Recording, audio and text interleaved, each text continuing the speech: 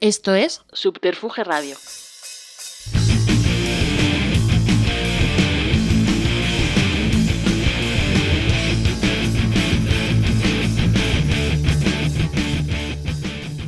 Sean bienvenidas y bienvenidos a una nueva entrega de Simpatía por la Industria Musical, el podcast donde apenas suena música, pero es de música de todo lo que se habla, en emisión directa desde Subterfuge Radio y grabando y produciendo en nuestra guarida, el estudio Alfonso Santisteban de la calle Almirante.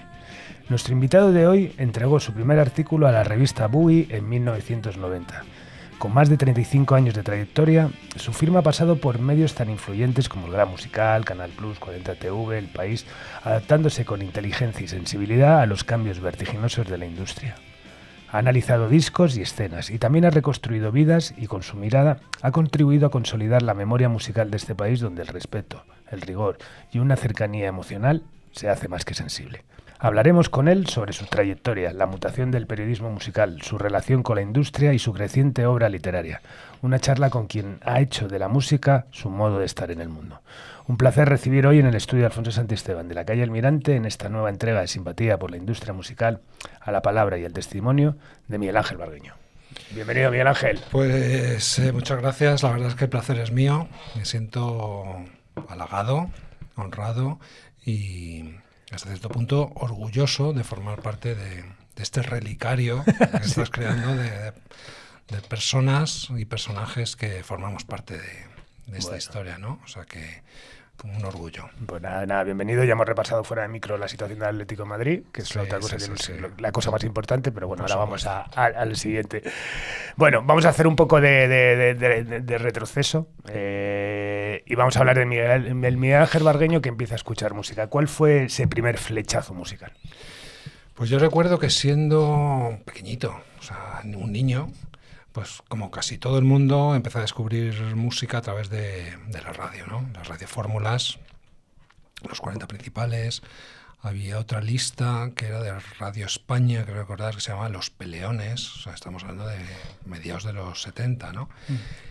Y además contraje hepatitis, también siendo muy niño, y tuve que pasar 3 meses en cama sin moverme. Entonces, pues me acuerdo que ya grababa las canciones que ya me iban gustando, pues las grababa en cassette para tenerlas, ¿no? Entonces, ¿qué me gustaba? Pues no todo, pero sí mucho de lo que sonaba. O sea, era la época de la música disco, de la New Wave, y bueno, ese fue un poco mi primer descubrimiento. Luego ya ahí fui seleccionando. Hubo 2 grupos que realmente me abrieron la mirada hacia lo que era un LP, que fueron la ELO y Supertramp, y ya me flipé muchísimo con esos 2 grupos. Y casi simultáneamente también descubrí a Kiss, que evidentemente yo entonces no me daba cuenta, pero claro, ellos daban más importancia al espectáculo que a la música, aunque tienen temazos y discos que me parecen a mí espectaculares, ¿no? Y entonces a raíz de descubrir a Kiss, o sea, se me abrió un mundo. Dije, ojo, esto es muy fuerte, o sea, esto es tremendo, ¿no? Para un niño, descubrir esa mezcla entre rock y cómic era como fascinante, ¿no? Y a través de Kiss ya se me fue abriendo el camino hacia el rock duro, ¿no? Hacia el heavy metal. Fue un poco mi primera pasión. Entonces ya a partir de ahí pues sí que AC/DC, Iron Maiden. Y eso es lo que te lleva a ese programa de radio en Onda Verde, ¿no?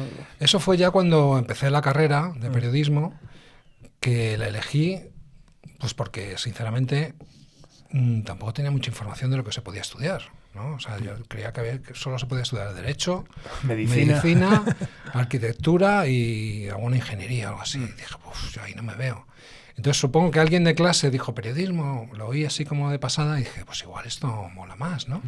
Entonces me metí en periodismo sin tener muy claro qué quería hacer, como tanta gente que empieza una carrera sin saber cómo quiere su futuro, ¿no? Y es verdad que, joder, todo el mundo era becario, o sea, se conseguía becas en medios y tal, y a mí no me cogían nunca. No sé si era porque llevaba unas melenas hasta la mitad de la espalda y entonces no se fiaban mucho, pero no me cogían nunca. Lo único que hice y no era periodismo, fue porque a mí se me da bien dibujar. Y bueno, pues un compañero, Francisco Chico, era hijo de un periodista deportivo, de ciclismo, que era Chico Pérez. En su época era como el José María García del ciclismo, ¿no? Y tenían una revista, bueno, no es que la tuvieran, como que escribían en una revista de ciclismo. Y entonces este chico dijo, joder, ¿cómo dibujas y tal y cual? Y entonces empecé a hacer ahí caricaturas de ciclistas y luego un cómic de la historia de la Vuelta Ciclista a España. Bueno, ¿sabes? O qué sea, bueno. y tenía que investigar y documentarme y tal, y bueno, fue muy divertido. Y entonces, joder, yo quería hacer algo más periodístico, ¿no? Y entonces un día, pues, me acuerdo perfectamente que iba andando por la calle Toledo, pues yo siempre he vivido por esa zona, bueno, siempre, o sea, crecí por esa zona, luego ya no. Y me encontré a 2 colegas del barrio, pues eso, de la pandilla heavy del barrio, ¿no? De las litronas, el parque y tal. Y les dije, ¿dónde vais? Y dicen, no, vamos a Onda Verde, que tenemos un programa allí de heavy y tal. Digo, ¿cómo un programa? ¿Un programa de radio? Digo, joder, o sea, me dio como envidia. Eso lo quiero hacer yo. Y dijeron, pues vente, y me fui con ellos, me apasionó. Entonces ya indagué cómo podía tener yo mi propio programa. Que nunca lo considero como el inicio de mi carrera profesional, porque es que encima tenías hasta que pagar. Sí, sí. O sea, no sé si eran 300 pesetas, algo simbólico. Y ahí empecé poniendo discos, pero enseguida vi que eso tampoco me... O sea, hacer solamente eso no me llenaba. Yo dije, yo voy a hacer entrevistas. Pero claro, los grupos no iban a ir ahí a Onda Verde. Entonces, no sé cómo, consiguiendo teléfonos y tal, pues cerré entrevistas con Sobredosis, Panzer, todos esos grupos, y Asfalto también, y me iba a sus locales de ensayo con una grabadora, le grababa la entrevista, y luego cuando llegaba el programa, que no sé cuándo sería, el sábado por la mañana, no me acuerdo, pues nada, el técnico que era otro flipado como yo, claro, no tenía ni idea, pues le daba la cinta y la emitía. Entonces eso me parecía como, joder, no, aquí no hay nada directo. O sea, estoy haciendo entrevistas que me gusta, pero me gustaría intervenir, hablar en el programa, ¿no? Entonces ya conseguí alguna entrevista, algún grupo que viniera. Me acuerdo que había un festival, tocaría entre grupos en la Sala Canciller, que yo era asiduo. Sí. y entonces fueron allí, no sé si Panzer y otro grupo, y el manager de Panzer. Y entonces empecé a hacer la entrevista, el programa duraba 1 hora, y cuando llevamos 45 minutos, el técnico, que ya te digo que era otro chaval como yo, y vamos, estaba totalmente alejado del periodismo y de todo esto, pues pincha ahí el botón y dice, de manera que lo oímos todos, dice que no se ha emitido nada. Digo, joder, macho. Y el manager, me acuerdo, no se me olvidará, el manager de Panzer, dijo, dice, estos acabarán en los 40. Premonitorio. Entonces este señor, si lo está escuchando, que sepa que tiene las mismas capacidades que Rapel. Bueno, y empiezas a escribir también. ¿Cuál fue el impulso que te lleva, pues eso, a escribir ese primer artículo, ¿no? Que entrega a Pepo Fuentes en la revista Buggy? Sí, claro. Yo a medida que transcurrían los años de la carrera me fui dando cuenta de que yo no me veía haciendo periodismo político o periodismo de sucesos o cosas así. Que a mí lo que me gustaba era la música, y encima con la experiencia esta de Onda Verde, que luego seguí en otra emisora que era municipal del distrito de Carabanchel, que ahí eran mejores medios y tal. Y entonces cuando terminé la carrera dije, ostras, pues ahora me voy a tener que poner a trabajar. ¿Y cómo hago yo esto, no? Y entonces yo no conocía a nadie, ¿sabes? No conocía a nadie. Ni tampoco era un friki que me supiera los nombres de los periodistas ni de las revistas de música. Entonces me fui un día a un Vips, que estaban todas las revistas, y no sé si detecté varias, o me compré 2 o 3, o una. Bueno, el caso es que me centré en Buggy, que era una revista que se hacía entonces, y dije, bueno, pues, ¿qué hago? Presento el currículum, que no tengo currículum. Digo, voy a escribir un artículo yo en mi casa, un reportaje, y se lo llevo. Entonces me ocurrió un reportaje sobre música rock y satanismo. ¿Y por qué ese tema? No lo sé. Igual porque lo dominaba por toda la historia del heavy y tal. Entonces, pues fui un día, claro, yo acababa de terminar la carrera, que además me acuerdo que fue el Mundial de Italia, Y en julio, pues me fui allí a la redacción, que estaba en la calle Embajadores, un poquito más abajo de la Glorieta, y era un piso normal. Entonces llamé al timbre, llegué y no había ni Dios. Solamente estaba Pepo Fuentes, que debía ser redactor jefe, me recibió y tal, y le entregué en mano, claro, no existía internet, le entregué los folios y ahí de pie los dos lo ojeó y dijo, pues yo le dije que estudio periodismo y tal. Dice, bueno, pues para salir de la facultad está bien escrito. Y entonces me dijo, es verdad que este tema ya lo hemos publicado, pero te voy a encargar más cosas. Entonces me encargó una sección que creo recordar que se llama ¿Quién es quién?, que era un poco lo que tú haces con el podcast, ¿sabes? Que era como la trastienda de la música. Que lo mismo tenías que entrevistar un mes a un locutor, que otro mes a un productor. Y bueno, ahí empezó, si quieres te amplío sobre, porque eso sí que cambió esa sección. No, y arrancar ya también y llegas también al gran musical, ¿no? También. Claro, eso fue, por eso te digo, el primer encargo que me hacen es entrevistar, que nunca se lo he dicho, y Julio, si lo estás oyendo, o si no ya, en el Metropolitano te lo contaré. A Julio Ruiz. A Julio Ruiz. Compañero de emisora. Sí, muy querido, muy admirado por mí, y además, como buen rojiblanco, pues como todos, gran persona. Y entonces, claro, pues no sé cómo conseguí el teléfono, y yo llamando a su casa, llamando, y claro, debía estar el señor de vacaciones. Y entonces era imposible. Y yo pensé, joder, el primer encargo que me hacen y no voy a ser capaz, claro, tampoco podía hacer yo otra cosa. Y entonces pensé, voy a darles una alternativa. Y claro, tampoco, como digo, no conocía a nadie, y el único nombre que se me vino a la mente, así como de locutor y tal, era José Ramón Pardo. Lo conocía porque salía de vez en cuando en televisión. Y entonces se lo propuse, entonces les dije a los de la revista, claro, este no lo localizo, pero os doy esta alternativa. Vale, genial, fenomenal. Y entonces ya llamé, le hice la entrevista y se publicó. Y al día siguiente, pues yo estaría con mis colegas por ahí en la calle y vuelvo a casa y pues yo vivía con mis padres. Y claro, el teléfono que había para localizarme era el de casa. Y me dice mi padre, que el pobre era, como siempre, se ponía en lo peor. Oye, que acaba de llamar José Ramón Pardo sobre la entrevista que has hecho. Dice, a ver si no le ha gustado y tal. Digo, madre mía. Digo, joder. Entonces le llamé. Oye, que me ha encantado. Vente por aquí. Pues él trabajaba en la radio. En Antena 3. Sí, era como una emisora de Antena 3 o Radio 80. No sé cómo se llamaba por entonces. Vente por aquí, charlamos y tal y cual.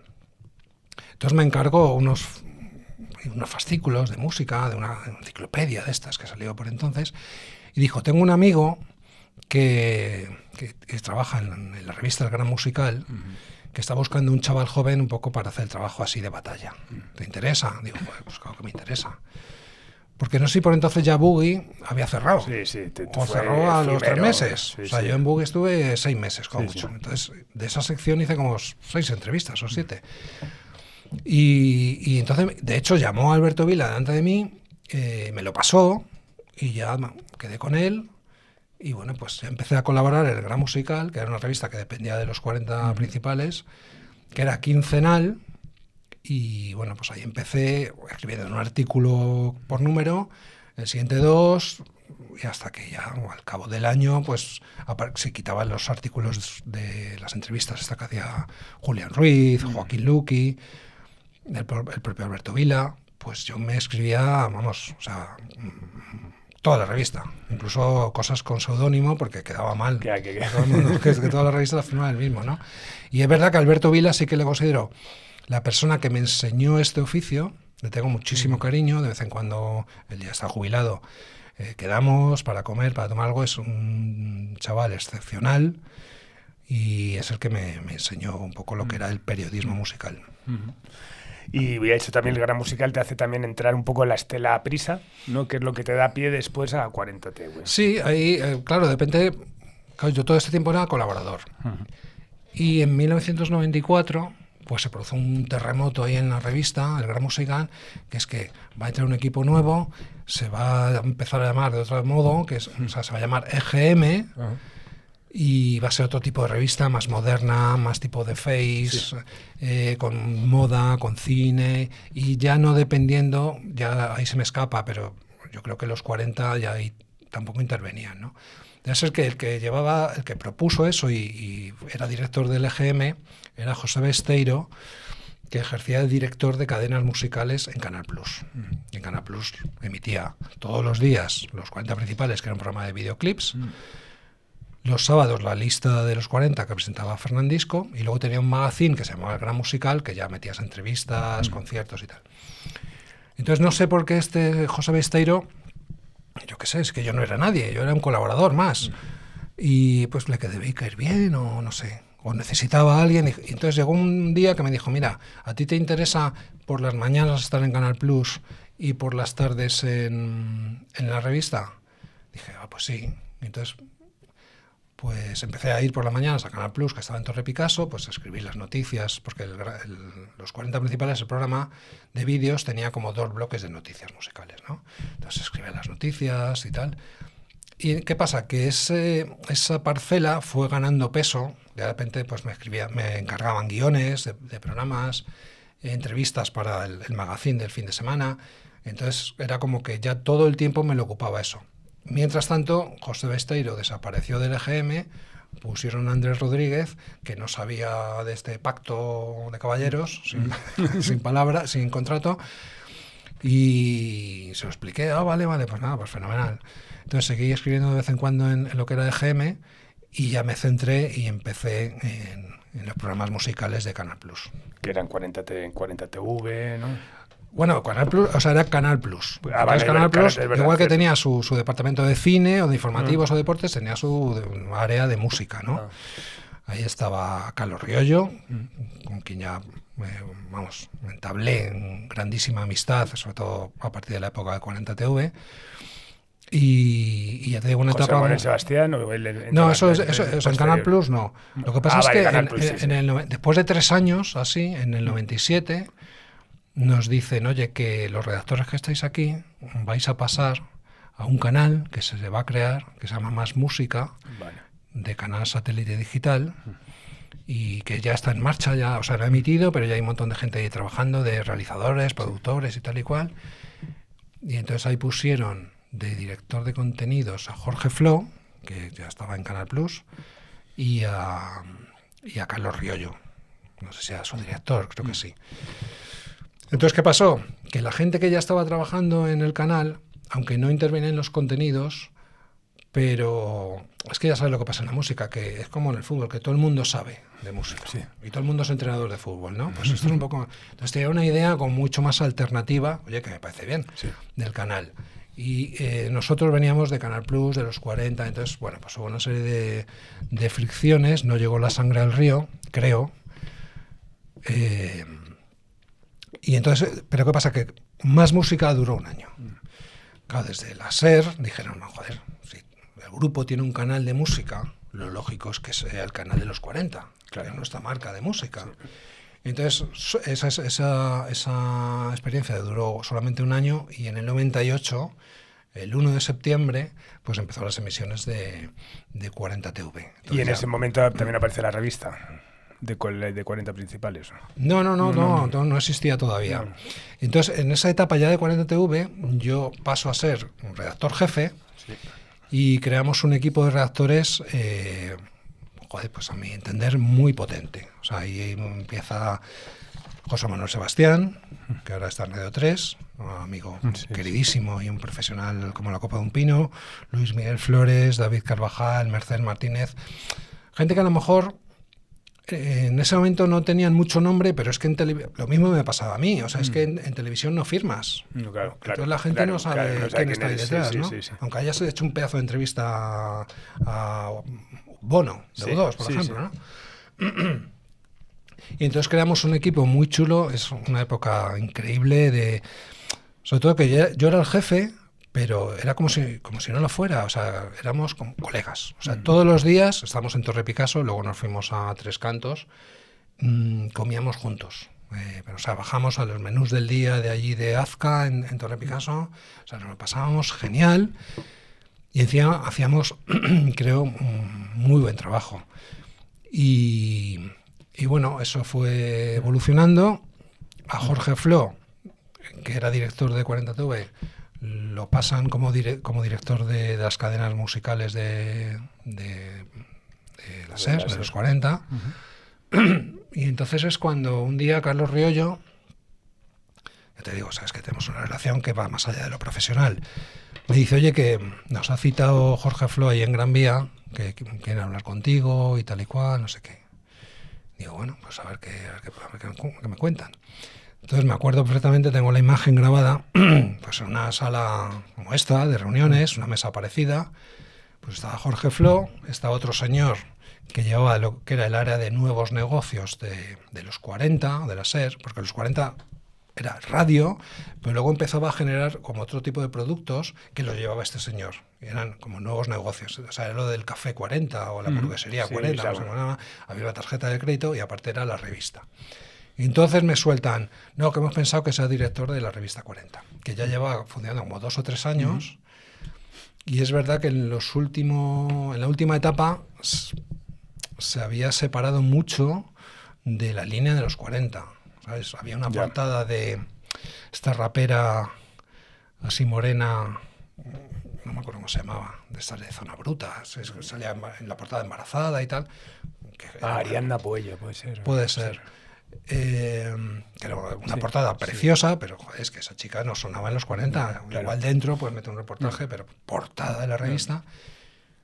Y entonces dije, vale, pues guay. Entonces, mucha alegría porque era dentro de mi profesión llegar a lo que yo creía más alto, que era dirigir una revista, y luego sentía que se cerraba un poco el círculo, porque como yo había empezado en el Gran Musical, que era el equivalente a la revista 40, pero de hacía 20 años, y empecé desde lo más bajo, pues ahora conseguía ser director de ese mismo medio, que no era igual, pero era un poco el equivalente, ¿no?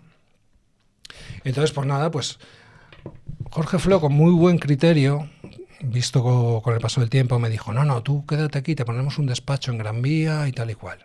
O sea, cerca de lo que era la emisora de radio. O sea, sí, dentro de la redacción. Y tenía razón, pero yo pensé que lo más práctico para sacar adelante el trabajo era estar con un despacho en Prisa Revistas, que eran los que hacían la revista, ¿no? ¿Y eso era Miguel Yuste o no? Era, ¿cómo se llama? Julián Camarillo. Vale, sí. Fue una época preciosa. Claro, yo llego, aterrizo allí y claro, pues el equipo me lo pone, de allí, de Prisa Revistas, ¿no? Y entonces me ponen de redactor jefe a Carlos Marcos, que me recibe como, bueno, este va a ser mi jefe ahora, piensa él, vamos a llevarnos bien, pero yo vengo de Rolling Stone y soy muy musiquero, rockero, tal y cual. Entonces, claro, eso fue un día. Al segundo día ya conectamos de maravilla, ¿sabes? También del Atleti, el tío, si es que todo lo bueno es Atleti. Y entonces, es verdad que es, o sea, el periodista de oficio musical más grande que he conocido. O sea, él lleva el periodismo en la sangre, ¿sabes? Sí. Y se queda la música. Y entonces, él me lo dice de vez en cuando, que hablamos.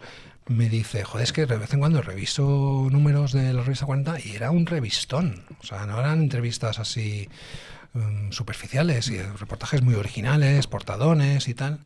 Entonces fue una época muy bonita, pero ¿qué pasa? Que al mismo tiempo fue casi la época más dura para mí, porque esa revista tenía un problema, que había como 2 o 3 incluso cabezas por encima. O sea, era la revista de los 40, con lo cual el director de los 40, en este caso Jorge Flo, tenía muy claro cómo tenía que ser, Jorge Flo, y el que era director de la emisora de los 40. Jorge Flo era además de Dial, Sí. Luego, Prisa Revistas tenía de director general a un señor de cuyo nombre no me quiero acordar, que venía del deporte, del diario AS y todo eso, creo que de hecho sigue por ahí, que tenía otra visión completamente diferente, muy marcada, lo que decíamos antes, todo el mundo sabe de música, por los gustos de sus hijas adolescentes. Entonces les gustaban las niñas Tokyo Hotel, que era el grupo este de hermanos que eran maquillados y tal, un poco emo, pero que en los 40 no sonaban. Entonces decía, no, es que esto es un fenómeno, hay un fenómeno fan sobre esto, tal, hay que dar la portada, tal. Entonces, claro, y luego encima, para colmo, de parte de la radio había como 2 personas por encima. Uno era lo de los 40 y luego el señor de los nuevos negocios, ¿sabes? Que tenía otra visión completamente. Entonces había unas reuniones mensuales, generalmente en Gran Vía, que yo desde 2 o 3 días antes estaba histérico del estrés. Porque es que me caían por todos lados. Cuando no era uno, era otro. De hecho, tiempo después hablé con mi antecesor, la persona que había dirigido la revista de los 40, antes, que hizo la portada de Ariana Puello, supongo que era ella. Y me dijo, no, es que yo no dormía la semana antes de la reunión. Y dije, joder. Y entonces, claro, siempre había alguno que esa reunión era para anunciar un poco, o sea, comentar el número anterior y anunciar o comunicar lo que habías pensado para el número siguiente y escucharles yo a ellos, porque de repente el de los 40 puede decirte, pues vamos a apostar muy fuerte por Amaral, que saca un nuevo disco y vamos a hacer esto, tal, pues joder, Amaral, pues una portada clarísima y tal y cual, ¿no? Pero claro, de repente estaba el de otro con Tokyo Hotel, con los Jonas Brothers, que tampoco sonaban en los 40, y luego que las niñas debían ser fans del guapo de Prison Break, de la serie, porque metíamos cosas de serie de vez en cuando, o el Duque, el de Miguel Ángel Silvestre, de la época aquella de la serie. Entonces era como, siempre me acuerdo el de nuevo, hicimos una portada de Amaral preciosa, que era Juan Aguirre, así como un plano como de pecho para arriba, Juan Aguirre mirando hacia cámara y Eva Amaral dándole, o sea, ella de perfil, dándole como un lametón en la mejilla, ¿no? Elegante, precioso, además lo hicimos en la Casa de América. Bueno, pues ya el de Nuevos Negocios. No me ha gustado la portada de Amaral. Coño, pues, joder, pues es que a todo el mundo le ha encantado. A estos también. ¿Sabes? Y sobre todo, sé constructivo. O sea, dime cómo te gustaría a ti que fueran las portadas, ¿sabes? No digas, no me ha gustado. ¿Qué pasa? Que tienes tú que dejar constancia de que tienes voto aquí, ¿sabes? Entonces era... ¿Y qué pasa? Que al cabo de un tiempo me di cuenta de que en realidad no iba conmigo. O sea, era un pulso que tenían entre ellos. Claro, era así. Claro, entonces... Es el signo de esos grandes grupos, claro, además. Que pero yo como soy un poco retarde para estas cosas, tardé tiempo en darme cuenta, entonces ya como que fue una especie de alivio y yo ya iba a la reunión más tranquilo diciendo, mira, yo cuento lo que tengo que contar, escucho lo que tengo que escuchar y ya que entre ellos se peleen, entre comillas. ¿Y cuándo sales del grupo ya Pues bueno, resulta que, claro, la persona esta de Prisa Revistas estaba muy influido por quien era el director entonces de Rolling Stone. Tampoco me acuerdo de su nombre. Era un señor que, el típico trepa de manual, creo que ahora trabaja en una ONG, fíjate, todo lo contrario, lo siento por la ONG. Y entonces en algún momento le dijo, bueno, como tenemos 2 revistas de música, vamos a fusionar las redacciones, yo dirijo ambas y a este lo echamos y, coño, pues ahorramos un dinero. Y veía los vientos por este señor, pues dijo, vale, pues genial. Entonces un día me reunieron y estaba el de Nuevos Negocios, estaba el de Prisa Revistas y estaba el chico director. Y me comunicaron que ahí terminaba mi etapa. Tenía 2 opciones, o que me echaban a la calle y me daban una indemnización, o que volvía a 40 TV, ¿sabes? Entonces yo, ante la perspectiva de verme en la calle sin nada, que ahora con el tiempo podría haber sido una buena opción, pero bueno, digamos que también ha estado bien seguir vinculado a Prisa, ¿no? Sí. Y más ahora ya sabiendo lo que venía después. Claro. O sea, entonces me dijeron, Carlos Riollo ya está informado y está encantado con que vuelvas y tal. Y yo me acuerdo que le dije al de Nuevos Negocios, al que no le había gustado la maravillosa portada de Amaral. Digo, coño, es que yo era allí redactor jefe.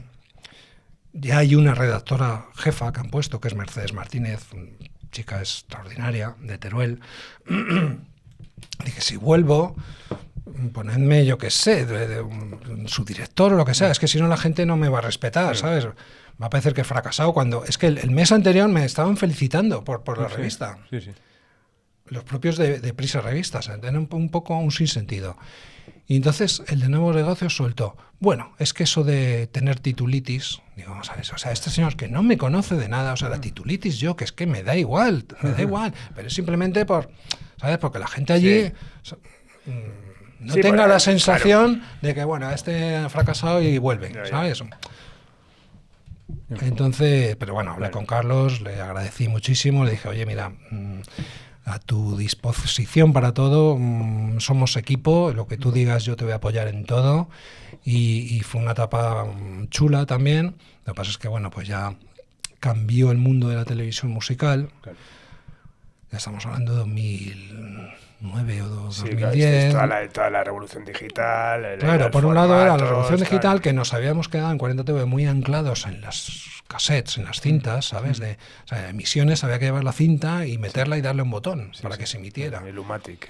Claro, entonces había gente de departamento de emisiones y otros que estaban anclados allí como que era su chiringuito y decían, joder, esto como me lo cambien, me ponen un problema. Y entonces eso fue una de las claves. Y por otro lado, que es verdad que la televisión musical había cambiado muchísimo. La MTV ya apenas ponía vídeos, ya empezaban con los realities. Entonces era como un periodo de adaptación que nos costaba muchísimo. Y luego aparte es que tenía una plantilla como de 50 personas que era alucinante, ¿sabes? De los cuales redactores eran 6. Sí. ¿Sabes? Entonces un montón encima toda la parte técnica estaba con un poco a otra distancia.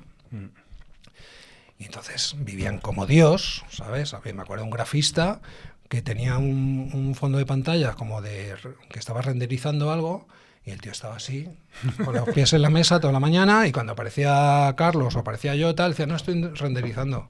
Y era un fondo de pantalla. O sea, entonces, ¿sabes? Entonces, bueno, pues hubo un ERE, me tocó,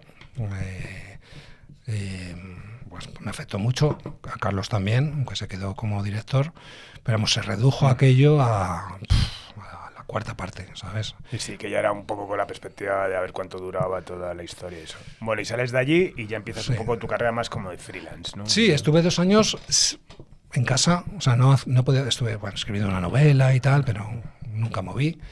Y 2 años sin hacer nada, porque es que yo llamaba, pero no te contestaban. Me acuerdo que cogí todas las direcciones de todos los periódicos, suplementos, revistas, radios, televisiones.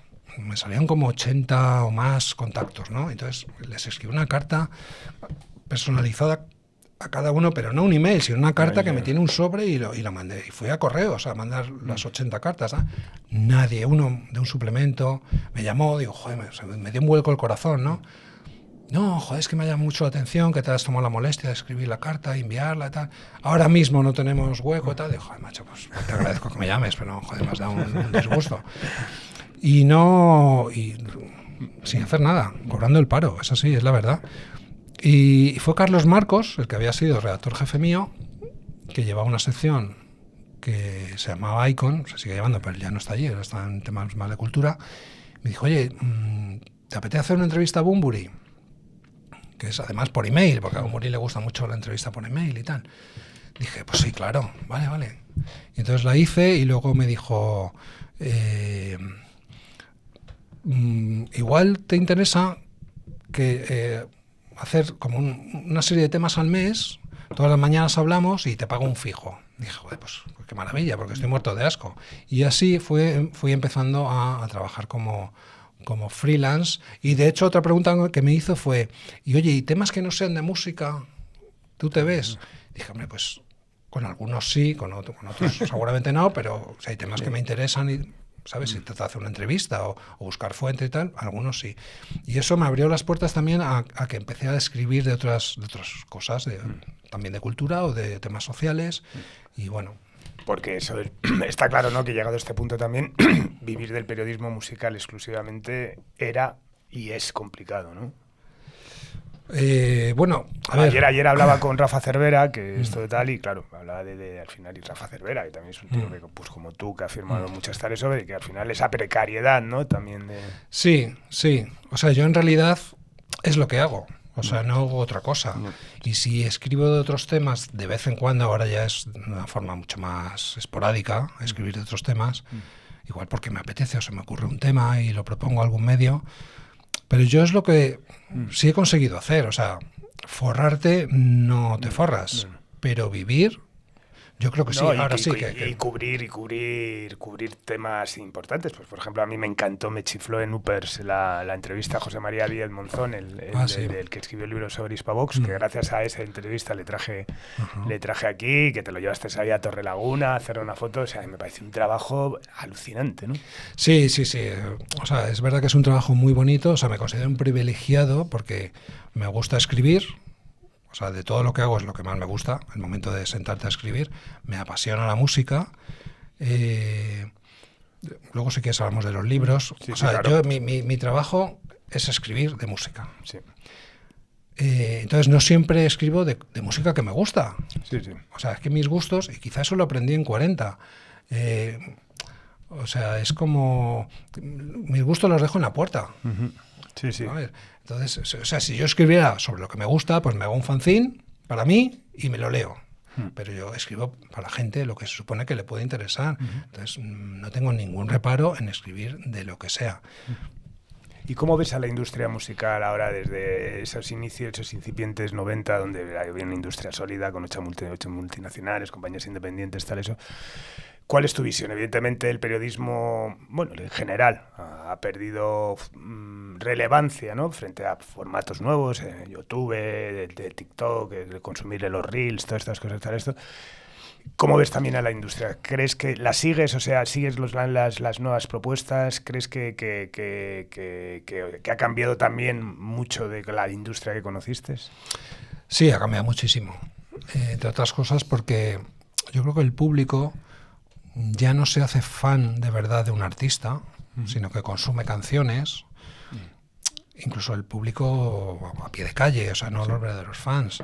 Pero antaño la gente de la calle normal sabía quién era Danza Invisible y sabía cómo se llamaba el cantante, o Gabinete Caligari, o sea, y era como fan del grupo, de sus discos. Ahora ya es como que eres fan de una canción. Entonces eso ha cambiado un poco ese concepto, ¿no? Entiendo que eso haya modificado también su forma de trabajar. Y luego, aparte, hubo una época que yo pillé el final de esplendor de la industria, pues que te mandaban una semana a Nueva York para hacer una entrevista, o a Miami otra semana para ver un concierto. A Londres iba prácticamente todos los meses. Entonces, una época muy bonita también. Es verdad que yo creo que la industria se ha adaptado bien a cómo funciona la música hoy en día, pero sí que he hecho en falta que los artistas de hoy, a lo mejor ya no depende, sí, o sea, supongo que intervienen los dos factores, ¿no? Ya, es que los propios artistas no les interesa la industria que conocimos. Eso claro. Está claro. Entonces es difícil, la gente puede decir, me encanta Quevedo, ya, pero realmente eres fan de Quevedo, como la gente era fan de Radio Futura, ¿sabes? Entonces hablábamos antes de hablar de nuestro querido Atleti, hablamos del caso de Grecas, un artista que trabaja con mi hijo Nicolás y que bueno, tu hija es fan y que bueno, que estuvimos en ese concierto, ¿no? En la Riviera, una persona que no ha hecho ninguna entrevista en su vida. O sea, qué rollo, que la anunció cuando ya anunció el sold out, o sea, no anunció ni el concierto que tenía. Entonces, ha cambiado. Es un cambio de paradigma absolutamente. Claro, no necesita ni a medios ni a compañías para lograr lo que ha conseguido. Sí. Y a mí además ese concierto me dejó en shock, porque era como si no supieran lo que era el concepto de concierto de rock o de pop. O sea, como si no hubieran visto nunca una imagen de Angus Young tocando una guitarra, ¿sabes? Era como otra cosa. Como muy fresco todo, ¿sabes? Salía uno que colabora con él y luego se quedaba ahí por detrás haciendo fotos, grabando en vídeo. Luego salía la novia, cantaba una canción. Era todo como muy familiar, muy como de andar por casa, entre comillas, pero, joder, la gente, o sea, tenía un público ahí. Yo me pareció que eran como universitarios, la mayoría. Sí. Y estaban, o sea, se sabían todas las canciones. Yo le decía a mi hija, digo, joder, te sabes todas las canciones, que los raperos tienen letras muy largas, te las sabes de memoria. A ver si las notas de historia o de lo que sea, la asignatura te la aprendes igual. O sea, ha cambiado todo muchísimo. Bueno, vamos a tu faceta de escritor, que casi es de mis favoritas, sobre todo, bueno, pues el libro, ya sabes, de Enrique Urquijo, para mí me parece top 5 de los libros de musicales que he leído en mi vida, y encima ahora hablando en este boom de biografías musicales que sabes que sale una cada minuto y medio. ¿Cómo te decides hacer ese libro que es un poco, ¿no?, el con el que inicias la historia de las biografías? Pues muchas gracias por lo que dices de él, me alegro que te gustara. Pues la primera edición salió en 2005. Entonces yo estuve trabajando 3 años. Bueno, y voy a hacer un apéndice. Sí. Aparte me gustó muchísimo, es el libro que regalé a mi mujer para conquistarla. O sea, que lo sepas. Qué maravilla. Me gusta saberlo. Si es que el amor, además, lo mueve todo. Pues es que yo soy un romántico, pero no me quiere nadie. En fin, pues Enrique se acaba de morir. Bueno, murió en el 99. Y yo hacia 2001 o 2002 empecé a barajar la idea de... Porque yo siempre he sido muy consumidor de biografías musicales, de músicos de rock, pero buenas, ¿sabes? Hechas en Inglaterra, en Estados Unidos, con un mogollón de fuentes. Y hubo una que me marcó, que fue una de Graham Parsons, que había escrito un periodista de Rolling Stone americano que se llama Ben Fong Torres, y me voló la cabeza esa biografía, ¿sabes? Y entonces dije, joder, me apetece hacer un libro, ¿no? Era como, no sé... Me gusta escribir, forma parte de mi trabajo y me gusta estrenarme en esa faceta. Y entonces pensé en Enrique Urquijo, aparte que admiraba su trabajo, relativamente hacía poco había fallecido, pensé que habría mucha gente, habría muchos fans que querrían comprar el libro, pero me propuse hacerlo a mi aire, o sea, a mi manera. Con un montón de fuentes. O sea, yo de verdad, a día de hoy me sorprendo de cómo pude entrevistar a tantísima gente. Encima yo, como soy medio lerdo, pues hacía las entrevistas, ninguna por teléfono fue. O sea, quedaba con todo el mundo. Aunque fuera un profesor del colegio que le había dado clase cuando Enrique tenía 8 años, pues iba allí y le entrevistaba físicamente, ¿sabes? Entonces, claro, los del grupo... Los padres de Enrique, que vivían por entonces, los entrevisté también. Otros músicos, Sabina, Jackson Brown, por ejemplo, Quique González, productores, todas las novias formales que tuvo Enrique, todas, profesores del colegio, médicos, o sea, un conglomerado de voces ahí que realmente creo que entre todos dan una visión bastante exacta de cómo era Enrique, que es otra cosa que aprendí con ese libro, la relación tan estrecha que hay entre cómo es el músico y su obra. Porque claro, cuando conoces o cuando las novias te cuentan que enamoradísimas perdidas tenían que dejarlo porque eso no era vida o porque se veían arrastradas también, y él con ese dolor se ponía a escribir una canción, pues es que las relaciones entre una cosa y otra es obvia, ¿no? De hecho, su primera novia, Eloísa, que por lo mismo pues lo dejó, dio pie a la última canción que compuso, que era Hoy la vi, porque se la encontró, un poco antes de morir, él se la encontró en el Honky, creo, no me acuerdo. Y entonces estuvieron charlando, pues ella estaría casada o tal y cual, pues como amigos. Oye, pues tengo una hija, dijo Enrique, a ver si un día hacemos una merienda, tal y cual. Y entonces en la entrevista me acuerdo que le dije a Eloísa, ¿sabes que hice una canción sobre ti y sobre ese encuentro último, ¿no? Hoy la vi y no tenía ni idea. Entonces, o sea, se puso a llorar, que es que, o sea, entonces el libro tiene muchas de esas cosas muy emocionantes. Entonces lo escribí a mi aire, sin hablar con ninguna editorial. Por otra parte, yo tenía más o menos la certeza de que habría editoriales interesadas. Cuando vi que ya quedó a mi gusto, lo empecé a mover. Y no sé si lo presenté a 2 o 3 editoriales importantes que estaban interesadas, pero no me daban un adelanto, que en realidad hubiera dado igual, pero después del esfuerzo de 3 años, por lo menos algo simbólico, aunque fuera, yo qué sé, 500 euros, ¿sabes? Para yo verme un poco... Y entonces se lo presenté también a José Ramón Pardo, fíjate, que era el que le hice la entrevista aquella primera en Bug y tal, y que tenía, bueno, tiene, que es el sello Ramalama, que reedita material de grupos antiguos y aparte en ese momento editaba libros, ¿no? Entonces yo creo que fue un acierto apostar por él, porque él se dio cuenta de lo que tenía entre manos, se volcó, o sea, la mejor distribuidora de libros es la que estuvo al cabo de llevarlo a todas las tiendas. Entrabas en el Corte Inglés, lo tenías según entrabas en el mejor lugar en el mostrador de novedades, y claro, fue un exitazo.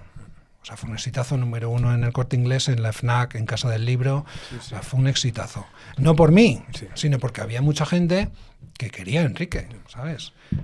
Y luego hubo una... no, el de Álvaro no le sentó muy bien el libro, ¿no? Hubo una Sí, cierta... bueno, eso es una espinita que tengo. Pues yo creo que es un libro súper respetuoso, lo para es que es muy realista, claro. O sea, ¿no? Cuenta lo que, sí. lo que hay, lo que Sí, lo que o sea, en hubo, ningún ¿no? momento queda mal Enrique en el libro, Yo al creo contrario. que sí. Lo que pasa es que, bueno, pues yo le llevé las pruebas de edición, se las llevé unos días antes de que se enviara a imprenta. Me acuerdo, nos recibió fui con José Ramón Pardo, nos recibió en su casa, tal y cual, el tío muy ilusionado, decía, qué ganas tengo de leerlo, tal y cual. Eso fue un día a las 7, 8 de la tarde. A la mañana siguiente, a las 9 de la mañana, me llama, se lo había leído en la noche, es que esto es una vergüenza, es que se habla mucho de drogas y tal. Digo, chico, pues es que no es que solamente haya muerto de eso, sino que es que las novias lo dejaban por eso y escribía las genialidades que escribía. Músicos que formaron parte de Los Secretos se fueron porque no aguantaba más subirse así al escenario, ¿sabes? Entonces, ¿cómo no lo vamos a contar? Murió en la casa de un camello. Aparte de eso. Entonces, claro, es que tú también me has contado incluso cosas que me ha dado pudor poner, ¿sabes? Pero es verdad que gracias a Álvaro, o sea, él me facilitó muchos contactos de las novias, de los amigos de pandilla y todo eso. Pero yo entiendo que una cosa es hablar, contarlo, tal, y otra cosa leerlo por escrito y que eso quede. Me dijo, pues a ver si puedes quitar esto, no sé qué, tal y cual. Bueno, pues lo quité, 4 cosas. Y luego, de hecho, me llamó una productora de cine, que eran los que habían hecho Azul Oscuro, casi negro o algo así. Y entonces, que estaban interesados en hacer una película basada en el libro. Dije, qué bien. Pero les dije, mira, como van a tener que sonar canciones de Enrique, no va a ser posible. Y me mandaron un contrato y todo. Entonces, además era yo supervisor de... O sea, una pasta. Que digo, joder, pelotazo que no he dado nunca. Pues no. Pues entonces, obviamente, llamaron a Álvaro. Álvaro dijo, este tío, ni agua, tal y cual. Pues nada, chico, creo que sigue ahí obcecado. Luego sacó un libro, él, joder, que lo vendió con el tema de las drogas. En todas las declaraciones que él hacía, no, porque Enrique murió, porque no sé qué. Sí. Chico, o sea... Sí. Yo, no sé, bueno, me da pena. Luego vienen otras biografías, algunas de ellas más alimenticias que otras, Sí. algunas de ellas de personajes fascinantes como DJ Nano, otros menos fascinantes como Izal o Carlos Marín del Divo.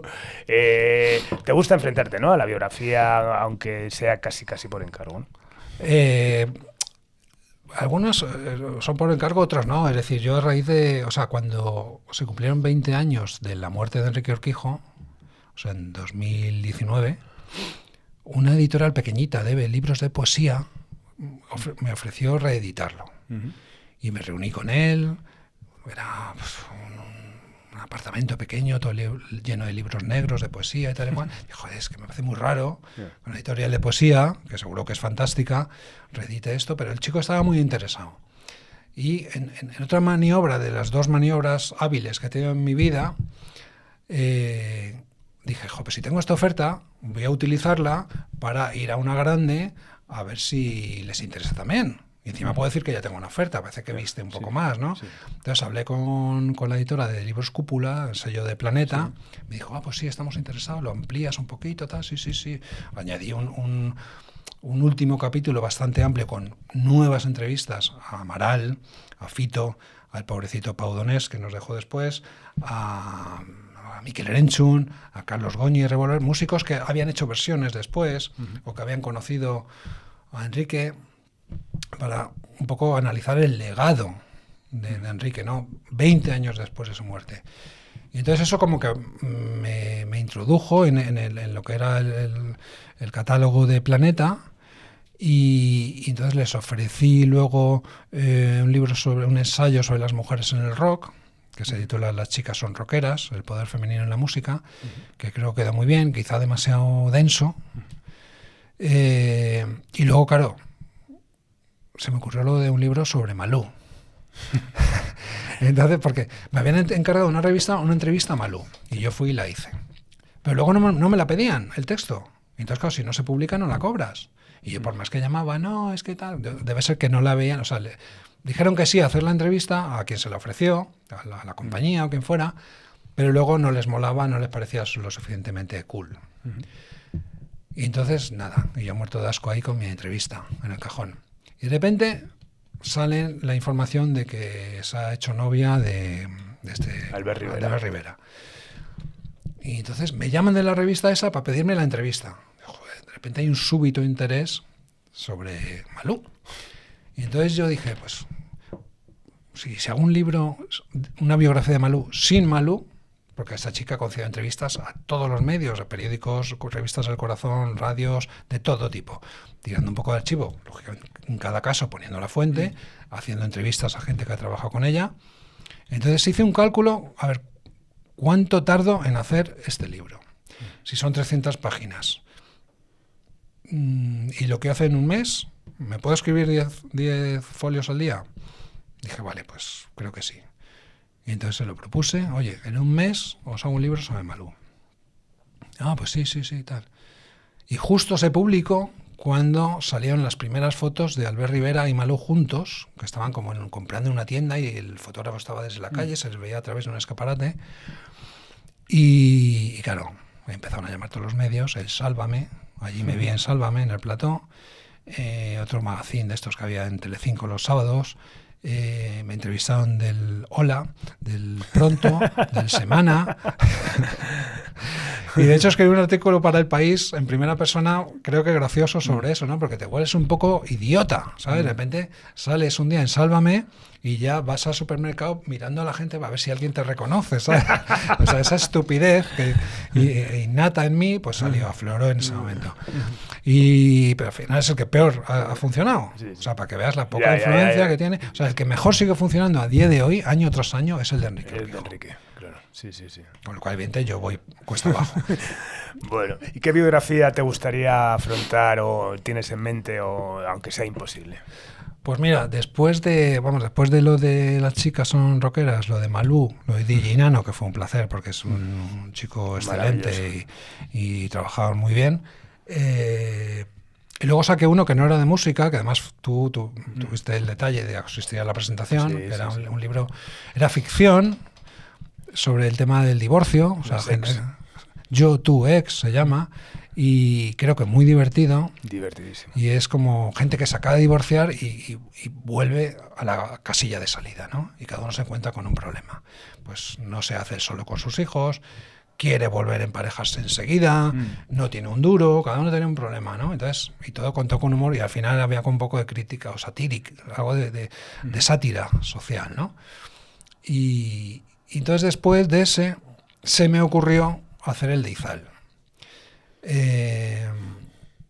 Y luego el último, que ha salido en mayo, no, el 4 de junio de 2025, pues eso me lo sugirió la compañía. O sea, la madre de este chico que falleció nos ha traído un libro que ha escrito ella un poco como terapia, no se puede publicar, pero hemos dicho que igual podemos hacer uno bien. ¿Te interesa y tal? Del libro de la madre puedes coger lo que quieras. Y dije, pues parece fácil, ¿sabes? No me va a llevar mucho. Es verdad que no, evidentemente no es el tipo de música que me gusta. Es verdad que este chico tenía un vozarrón, pero no es lo que a mí me llena. Pero ya te he dicho al principio, a mí, o sea, yo me pongo en la piel de...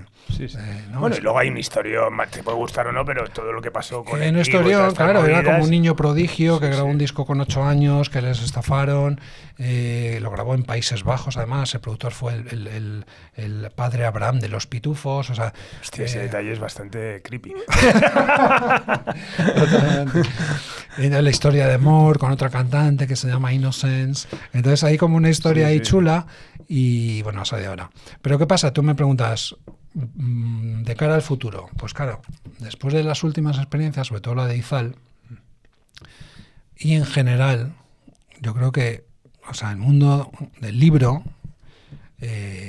no se habla, porque parece que es como, qué guay, ¿sabes? La cultura y la gente en Instagram, mira, todos los libros que me he leído este mes, y enseña 20 libros, digo, joder, no sé cómo lee esta gente. Entonces, hay un punto como de romanticismo como que no se puede ensuciar, pero es que la realidad es que es muy sucia. Sí. O sea, como hay miles de personas en España ansiosas por escribir un libro, el 99% no sabe, pero cree que sabe y le gustaría y tiene ese sueño, pues claro, ponen unas condiciones que realmente no me parecen razonables. Es decir, igual pasa lo mismo porque los grupos de música también se quejan de estas cosas y tal, pero claro, luego tienen sus conciertos, tienen sus historias y aquí no. Entonces, claro, de cada ejemplar te llevas el 10%, creo que es estándar. Si vale 20 euros, te llevas 2. ¿Qué pasa? Que si vendes 100.000 ejemplares, ganas 200.000 libros, que está muy bien. Yeah. Pero claro, para vender 2.000 ejemplares tienes que ser Pérez Reverte. Sí. Entonces, la inmensa mayoría, hoy en día, vendes 1.000 y se considera que ha funcionado bien. Y que ha ganado 2.000 euros. Yo hice el cálculo de cuánto tiempo he empleado en este libro. Tanto. ¿Cuánto he ganado? Tanto. ¿Cuánto me sale la hora? A 10 céntimos. 10 céntimos. Yo, joder, es que no merece la pena. Y como a mí me da igual el tío este que dijo lo de la titulitis y tal, es que a mí me da igual el reconocimiento. O sea, yo estoy muy orgulloso de lo que he conseguido, poco o mucho regular, porque a mí no me ha ayudado nadie. Nadie, me refiero, no tenía ni hermanos que te dedicaran a esto, ni tíos que fueran jefes de no sé qué, ni conocía a nadie. Lo he conseguido yo solo. Pero claro, al final es como que dices, esto no me aporta, ¿sabes? Entonces, desde luego, y luego encima la tienda, la librería, se lleva el 25%, eso lo sé porque mi cuñada y mi hermano tienen una librería dedicada a los libros infantiles. Se lleva el 25 o el 30%. Dice, no, es que si no estuviéramos nosotros no vendías tu libro. Digo, coño, y si no estuvieras mi libro no tenía nada que vender, ¿sabes? Entonces hay un tema ahí que... Y luego aparte es que dependes, o sea, estás en manos de la editorial, que se le ocurre o que no se le ocurre. Entonces, si tienes un libro sobre un grupo que ha crecido en Radio 3, lo lógico es que cuando salga estés en todos los programas de Radio 3. Sí. Y no que el único programa en el que he estado con ese libro es el de José Manuel Sebastián, pero porque es amigo. Sí. Me llamó, oye, tío, vente, no sé qué. Bueno, pues encantado. El único, que además esa noche, porque él tiene programa de 10 a 11, creo, estaba por allí el director. Tomás Fernando Flores. No sabía que la había entrevistado para el libro, no sabía que se había publicado, no se había enterado, no se enteró nadie. No se hizo una presentación. No. Sí. Es que tendría que venir el grupo. Hombre, es que el grupo no existe ya. Aún así, hablando con el manager y tal, el manager, bueno, pues puedo hacer que vaya el teclista y voy yo también. Le digo a la editorial, oye, que va a ir el teclista y el manager. No, es que las presentaciones no venden libros. Digo, coño, pues, entonces, ¿por qué hacéis presentaciones? Todos los libros del mundo se hace una presentación. Se vendan o no. O sea, no me venga. Sale justo antes de la Feria del Libro. No, es que en la Feria del Libro no se venden libros, hombre. Pero si yo he ido a la Feria del Libro con el de Malú, y las chicas son rockeras, que estaban los dos ahí. O sea, el de este grupo, que ha llenado tantos pabellones y tal, a lo mejor tiene cierto tirón. Entonces, ni una sola entrevista. Me hicieron una entrevista también por amistad, los de los 40. 2 entrevistas por un libro, ¿sabes? Entonces, te quedas un poco como diciendo, pero es que encima la historia va más allá, y si me dejas un minuto, claro, te lo resumo. Cuando la idea es tuya, que fue en este caso, pensé, este grupo se acaba de separar, tenía muchos fans, se puede hacer un libro. Además es un libro que tiene principio y final porque el grupo no existe. Lo primero que hago es llamar al manager, Manuel Notario. Oye, se me ha ocurrido esto, ¿tú cómo lo ves? Tal. Ah, pues voy a hablar con los chicos. Tal. Me devuelve la llamada, oye, que sí, que están por la labor, tal y cual. Vale, bien. Entonces ya escribo a la editorial, oye, ¿se puede hacer un libro? Esto, habla con el manager y tal. Dice, vale, bueno, pues sí. Pásanos referencias del grupo. Digo, joder, búscatelas tú, coño, ¿sabes? Pero bueno. Y entonces dice, no lo hemos hablado aquí, es verdad, hay que hacerlo, pero hay que pagarle al grupo.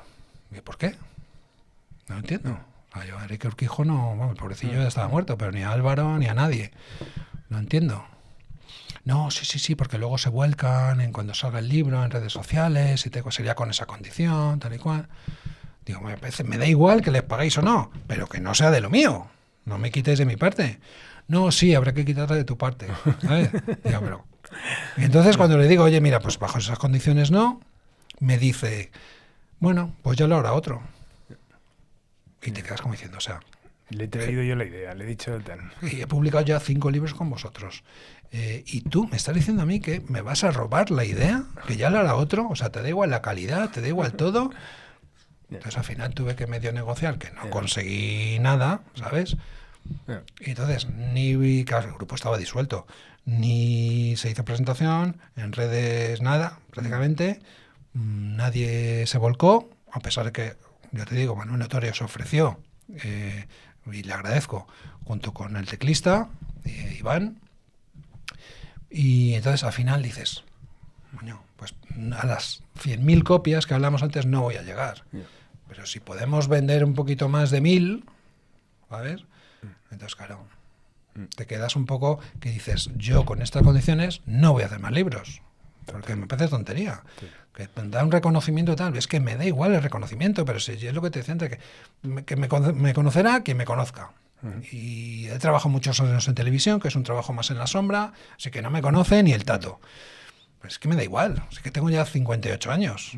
O sea, entonces, pues, en ese sentido, si surge otro tipo de proyecto o una novela que me apetezca y hay una editorial pequeñita, porque me he dado cuenta con la experiencia que tuve con el de Enrique Urquijo, que era una editorial minúscula, cómo se volcaron, ¿sabes? Ellos pensaban que tenían un tesoro ahí, se dejaron la piel. Entonces una editorial pequeñita se deja la piel, lo trabaja.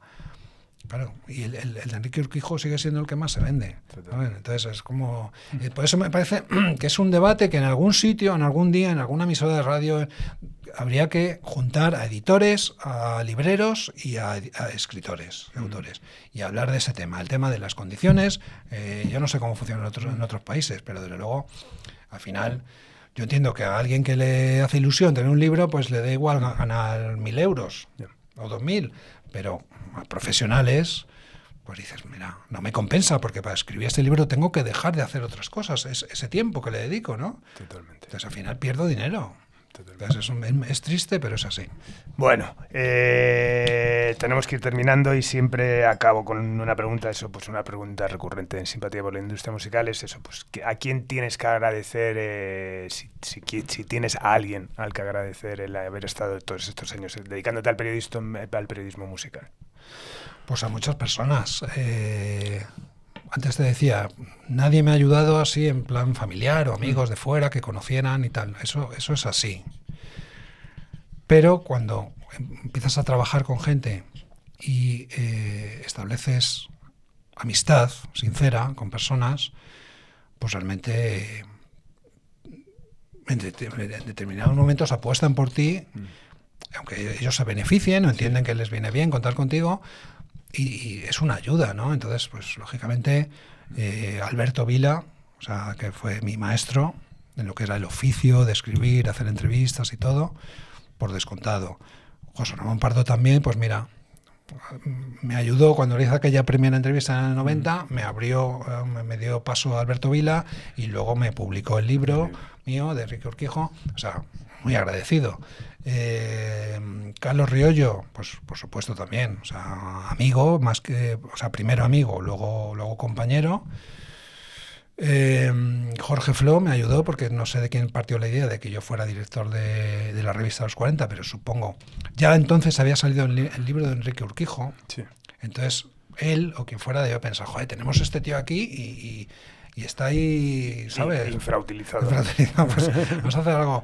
Pero como yo tampoco he sido muy social, o sea, no quiero decir que sea asocial, pero no he sido de por las noches de juerga con unos, con otros, tal, te van conociendo, contactos. Yo llevo una vida más tranquila.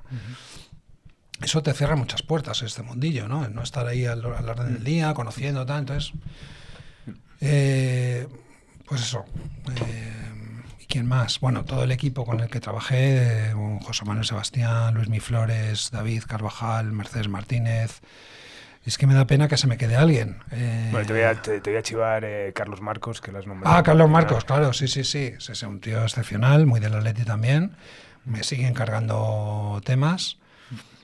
Y Bueno, seguro que te vas Seguro a dejar a que más, alguien, me pero da bueno, pena, ya pero seguro has que dicho hay una buena lista. Pues nada más, Miguel Ángel, ha sido un auténtico placer contar con tu testimonio, de verdad. ¿Vale? Muchísimas gracias a ti, el placer ha sido mío. Pues eso, cerramos esta nueva edición de Simpatía por la Industria Musical en el estudio Alfonso Santisteban de la calle Almirante, con Paula a los mandos técnicos, y nos vamos con Lo dejo todo de Bechamel. Adiós.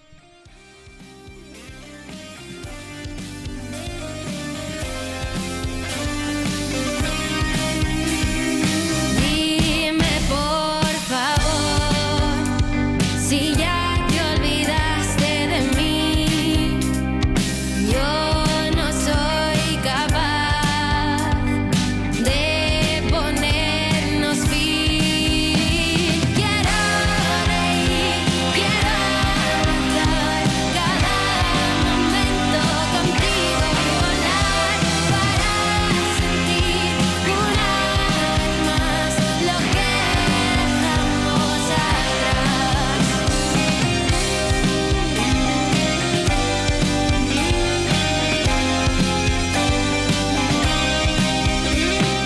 Dame del jarabe de tu risa, hazme saber que la vida es digna de no desaparecer.